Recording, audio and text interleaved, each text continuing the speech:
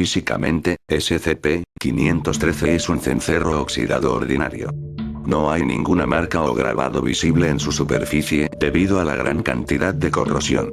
Los intentos de remover químicamente o mecánicamente el óxido no han tenido éxito. SCP-513 fue descubierto por un agente mientras llevaba a cabo el restablecimiento de los procedimientos de contención en el sitio.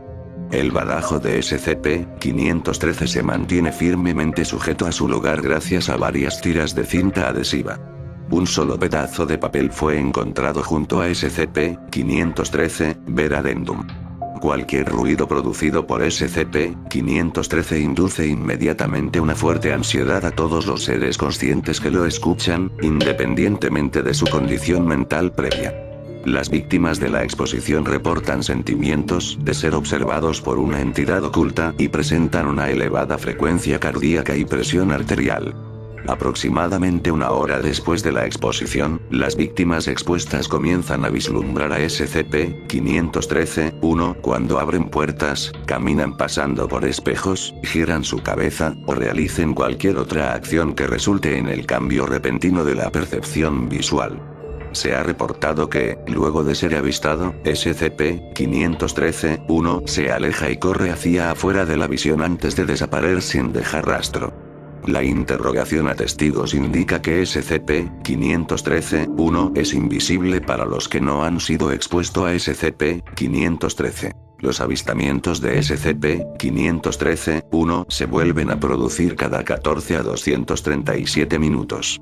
Este acecho causa inevitablemente la privación extrema del sueño, ya que las víctimas frecuentemente se perturban por la presencia de SCP-513-1 en sus habitaciones.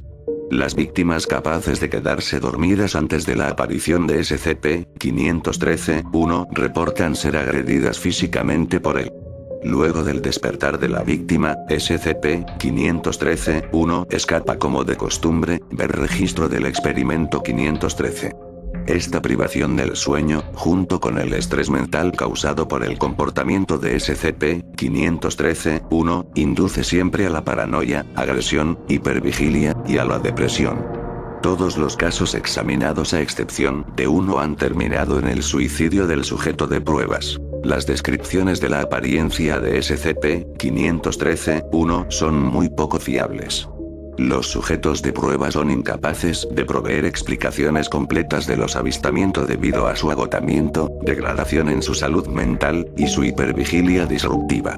No obstante, todas las interrogaciones hasta la fecha indican que SCP-513-1 es un alto y demacrado humanoide con manos anormalmente grandes. SCP-513 ha de estar suspendido. Es un cubo de gelatina de 1 metro cúbico y contenido dentro de una celda a prueba de sonido, y climatizadamente controlada.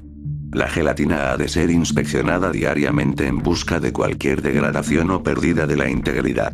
Una inspección de emergencia se llevará a cabo inmediatamente luego de cualquier terremoto, explosión, o eventos sónicos de grado 2 o superior.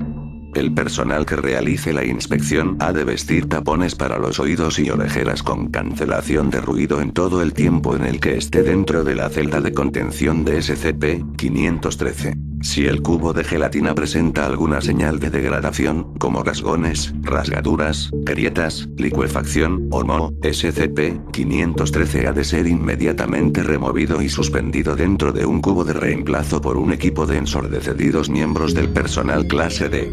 Ningún otro miembro del personal debe de entrar en la celda durante este procedimiento. Cualquier ser consciente expuesto a SCP-513 ha de ser monitoreado por al menos 2 miembros del personal de seguridad en todo momento. Bajo absolutamente ninguna circunstancia pueden las víctimas ser administradas de sedantes o caer inconscientes. Cualquier víctima que caiga inconsciente ha de ser terminada inmediatamente. Los miembros del personal clase D han de ser terminados a la primera señal de degradación mental. El resto de las víctimas pueden ser terminadas por petición propia. Si es posible, SCP-513-1 ha de ser aprehendido en el acto.